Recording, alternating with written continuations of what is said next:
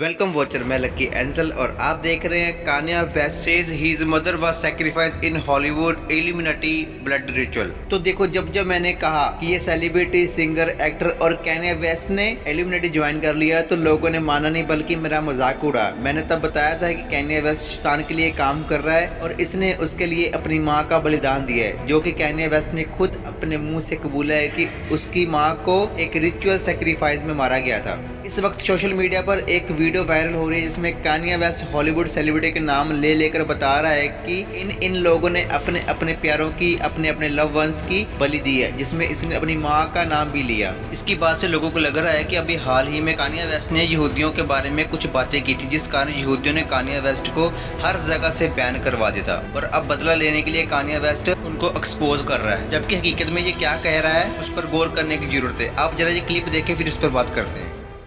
They try to suppress you, but that's how they try to categorize They you. can't control me. You get what I'm saying? They can control Shaq. They can control Charles Barkley. They can control LeBron James.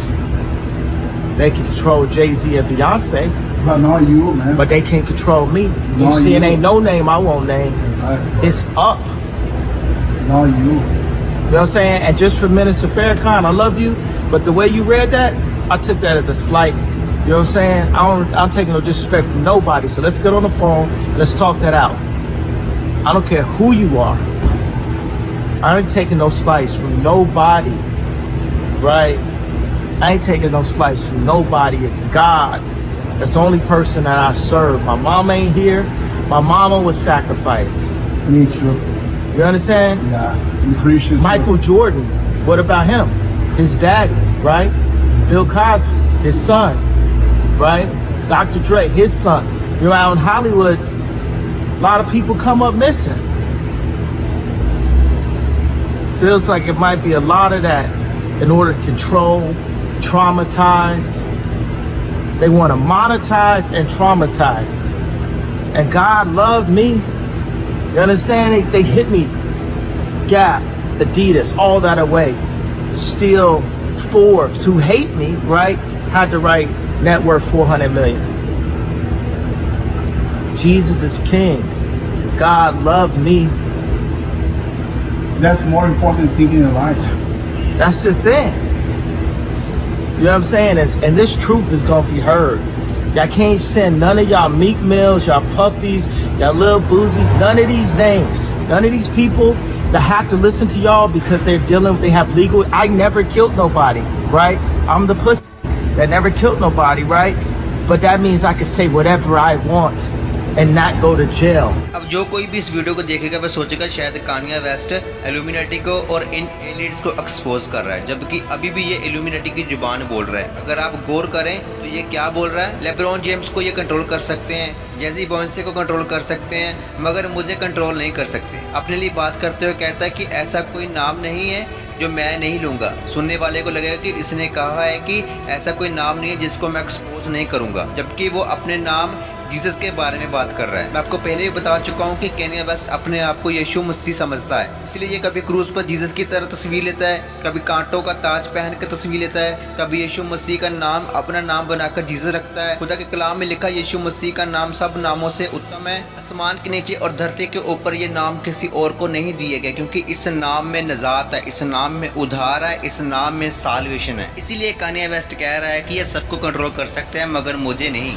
आगे चल के ये कहता है कि मेरी माँ को सैक्रिफाई किया गया था और सैक्रिफाई करने वाले ये एलिट्स से जो कान्या को मारना चाहते थे, लेकिन क्योंकि कान्या उस दिन घर पर नहीं था जब कान्या वेस्ट के घर पर अटैक करवाया गया, इसलिए कान्या वेस्ट की जगह उसकी माँ सैक्रिफाई हो गई। जबकि हकीकत में अगर एलिट्स ने इसको मारना तो इसको फेमस होने से पहले ही मार देना था, बल्कि ये उल्टा इसकी माँ को मारने के बाद और ज्यादा फेमस हो गया और इसे टॉप ए लिस्ट हॉलीवुड सेलिब्रिटी में लाया गया। सच ये है कि कान्या वेस्ट ने अपनी माँ को खुद ही शैतान के लिए कुर्बान किया। शैतान खुदा की कॉपी करता है, जैसे अब्राहम को परमेश्वर ने अपने इकलौते बेटे को कुर्बान करने के लिए कहा, वैसे शैतान भी इन शैतानी पुजारों से उनकी वफादारी के सबूत के तौर पर उनकी सबसे प्यारी चीज की कुर्बानी मांगता है। जबकि फर्क सिर्फ इतना है, कि खुदा इसहाक को कुर्बान होने से बचाता है, उसकी जगह एक भेड़ को, एक बर्रे को मुहैया किया जाता है, जबकि शैतान खून मांगता है। अब इस कुर्बानी के जरिए खुदा का प्लान था कि एक बर्रे के द्वारा पूरी दुनिया को बचाया जाए। जैसे यीशु मसीह ने हमारी खातिर क्रूस पर जान दी, जिसके लिए यूहन्ना बपतिस्मा दाता ने पहले ही कहा है कि ये वह मेमना है जो जगत के पापों को उठा लेता है। यीशु मसीह को खुदा का बर्रा कहा गया है। ये वही बर्रा है जो खुदा ने मुहैया करवाया था